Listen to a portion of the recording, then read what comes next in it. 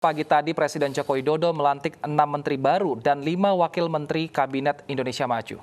Pelantikan berlangsung singkat dengan menerapkan protokol kesehatan. Saya berjanji.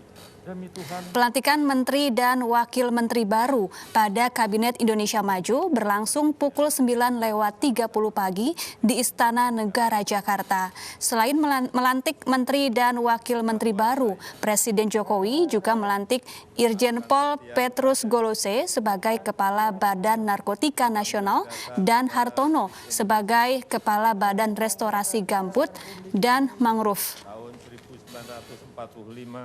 Tahun 1945 serta akan menjalankan segala peraturan perundang-undangan Presiden Joko Widodo telah melantik sejumlah menteri baru di Kabinet Indonesia Maju. Salah satu menteri yang menjadi sorotan adalah mantan pesaingnya di pemilihan Presiden 2019, Sandiaga Uno.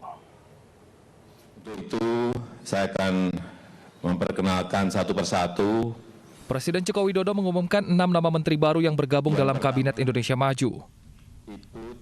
Menteri baru diumumkan pada Selasa sore di Istana Negara. Menteri Sosial diisi oleh Tri Risma hari ini yang sebelumnya menjabat sebagai Wali Kota Surabaya. Sandiaga Salahuddin Uno mengisi Kementerian Pariwisata dan Ekonomi Kreatif. Selanjutnya Budi Gunadi Sadikin yang sebelumnya menjabat sebagai Wakil Menteri BUMN ditunjuk memimpin Kementerian Kesehatan. Ketua Umum GP Ansor periode 2015-2020 Yakut Khalil Qoumas sebagai Menteri Agama.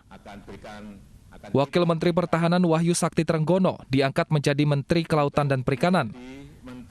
Dan M. Lutfi, Duta Besar Republik Indonesia untuk Amerika Serikat, ditunjuk sebagai Menteri Perdagangan. Menteri baru ini pun akan langsung menjalankan fungsinya setelah dilantik. Program-program kami adalah program pemberdayaan. Jadi sebagaimana diamanatkan di undang-undang bahwa yang pertama adalah kemanusiaan, keadilan, dan fakir miskin itu dan anak-anak terlantar itu di bawah tanggungan pemerintah.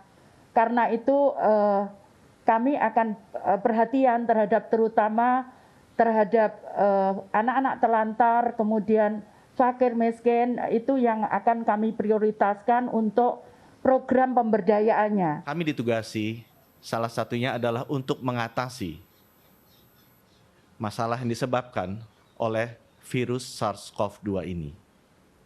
Sehingga semua anak-anak kita bisa segera kembali ke sekolah, belajar bertemu dengan guru-gurunya. Agar semua pengusaha-pengusaha UKM bisa membuka toko-tokonya dan kembali berdagang seperti biasa. Dan agar semua pekerja bisa datang kembali ke kantornya dan memulai hidupnya normal. Dan agar semua keluarga kita bisa kembali bersilaturahmi. Selain 6 menteri, Presiden juga menunjuk sejumlah wakil menteri untuk membantu pemerintah dalam pembangunan dan kesejahteraan masyarakat. Tim Liputan iNews melaporkan.